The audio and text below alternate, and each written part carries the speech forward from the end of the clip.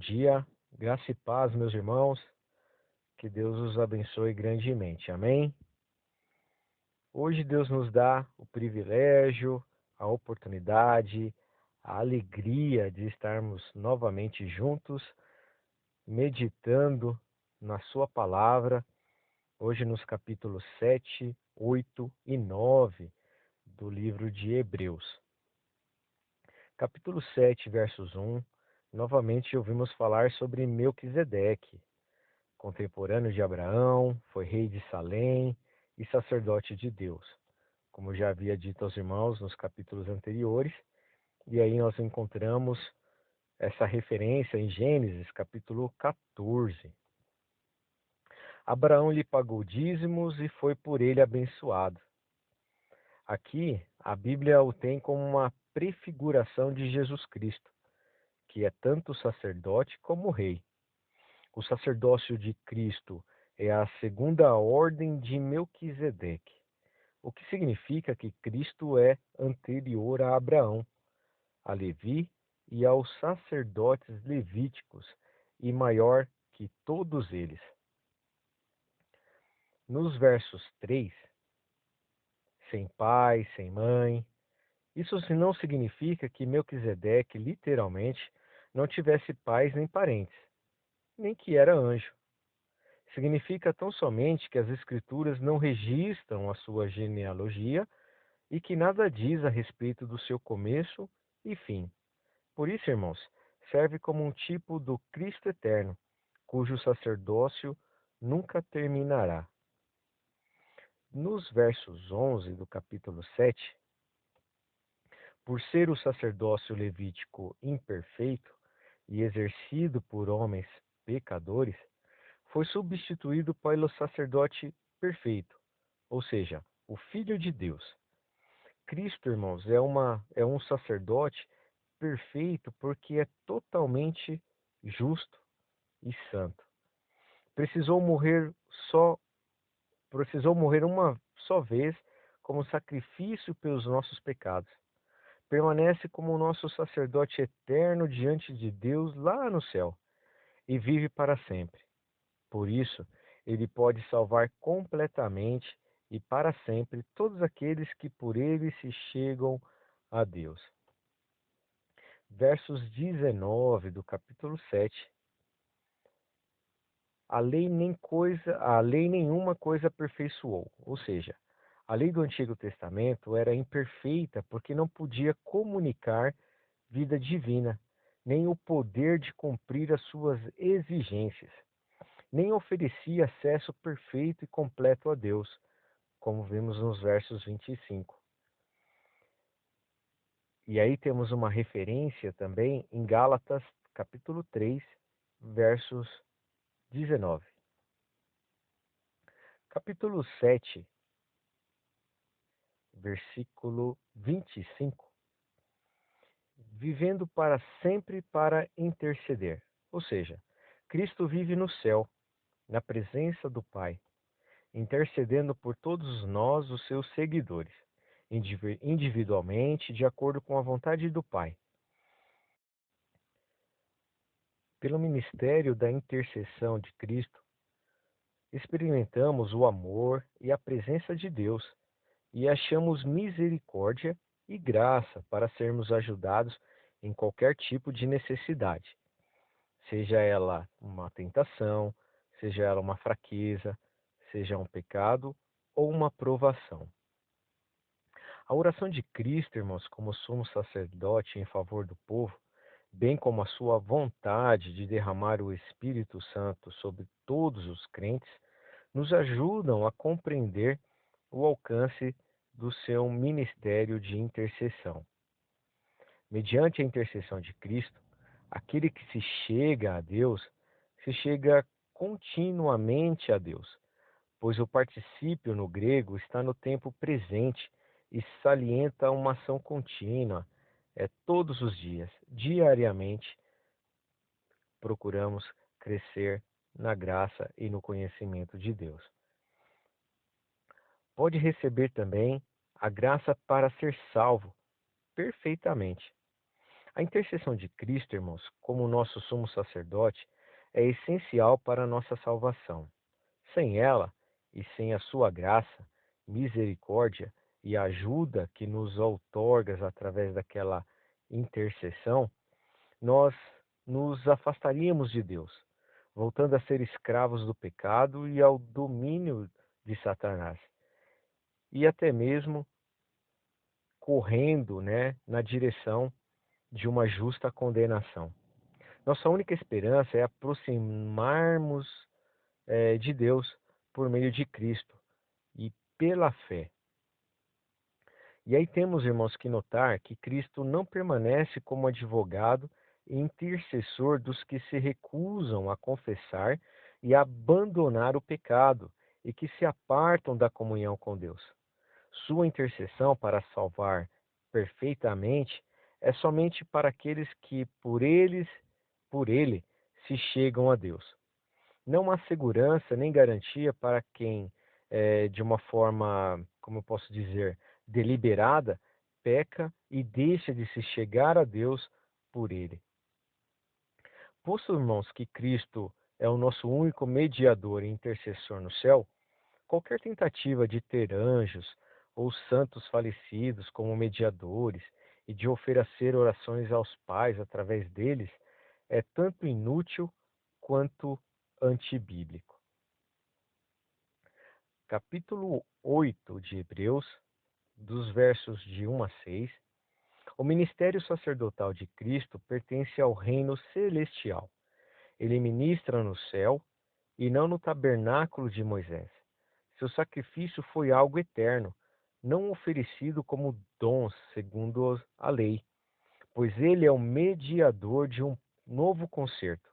Esses tópicos, irmãos, são desenvolvidos mais adiante, em Hebreus, capítulo 8, dos versos 7 até capítulo 10, versos 18. O tema mais importante desta parte de Hebreus é o sumo sacerdócio de Cristo, mencionado antes, em Hebreus, capítulo 2 e no capítulo 3. E aí foi desenvolvido em Hebreus, capítulo 4 e capítulo 7. O santuário, irmãos, nos versos 2 e 3, se refere à realidade celestial representada na terra, no Santo dos Santos. Essa realidade é a presença de Deus. O nosso sumo sacerdote serve lá e é para lá que nos levará. E aí, mais adiante, verso 6, Cristo não apenas serve em um santuário melhor, como também exerce um ministério mais excelente e é mediador de um melhor concerto, tendo por base melhores promessas. Nos versos 8 a 12 do capítulo 8, vimos a citação de Jeremias, capítulo 31, versos 31 a 34, aonde demonstra que o mesmo no Antigo Testamento já era conhecido que haveria de vir um outro ou um segundo concerto. Nos versos 9, o novo concerto é o mesmo e melhor concerto do versículo 6. Esse pacto foi feito com os antigos de Israel e Judá, mas é a igreja que desfruta das bênçãos espirituais desse concerto. O concerto abraâmico, feito com Abraão e seus descendentes, que herdariam a terra, continha também promessas espirituais, das quais a igreja participa. O novo concerto é, de fato, irmãos, o cumprimento da redenção espiritual prometida nos pactos de Deus com Abraão e Davi. Continuando entre os versos 10 e 12, existem 4 pontos característicos no novo concerto. O primeiro deles, irmãos, a lei de Deus ser escrita na mente e no coração dos cristãos, em contraste com a lei de Moisés, escrita em tábuas de pedra. Segundo, os cristãos terem um relacionamento com Deus em cumprimento à promessa em Levítico. Aí nós temos a referência em Levítico, capítulo 26, versos 12.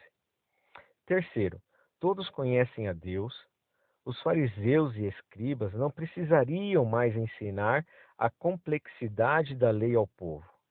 Quarto, Deus perdoaria os pecados dos remidos e de seus pecados não se lembraria mais.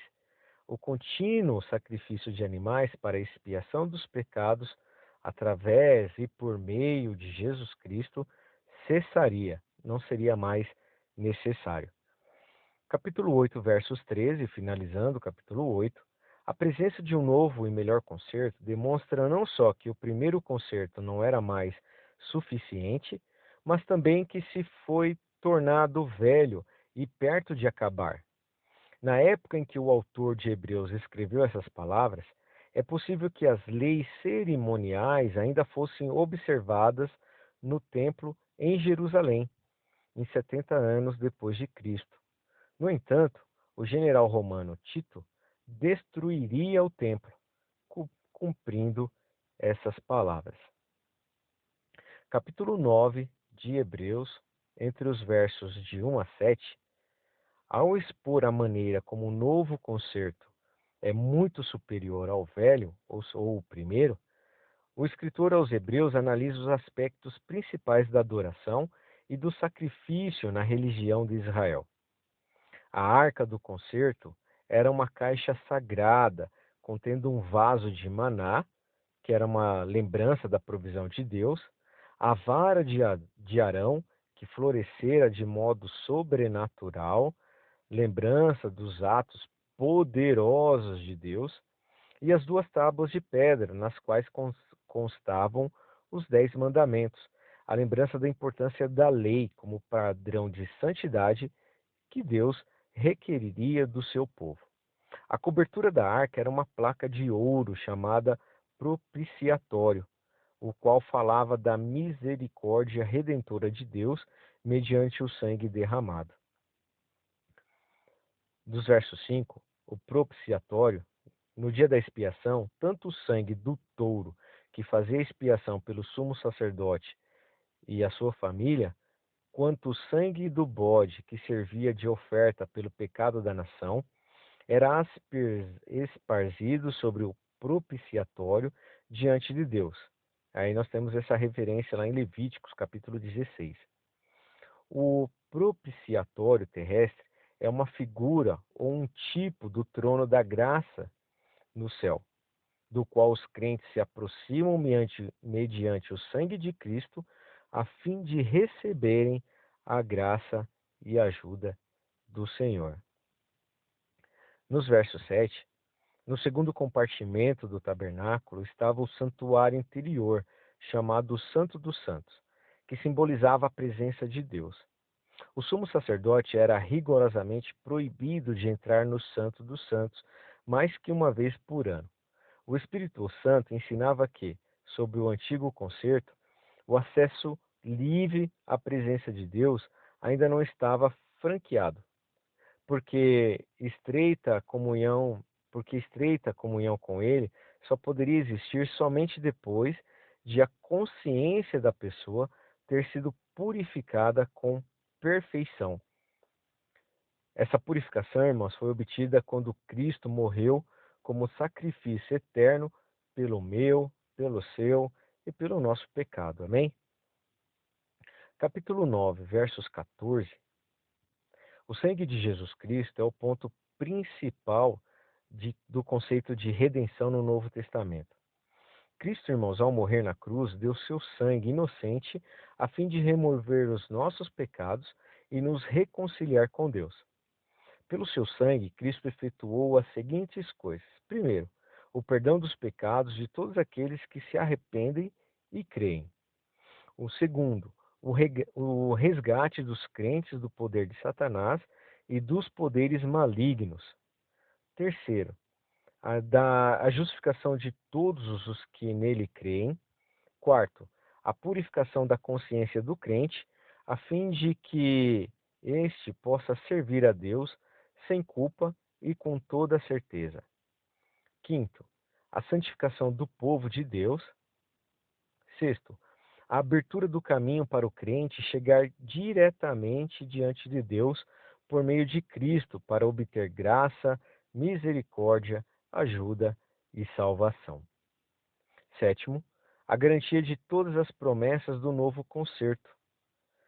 Oitavo, com a contínua aplicação do poder reconciliador e purificador do sangue de Cristo no crente, à medida que esse se aproxima de Deus por meio de Jesus Cristo.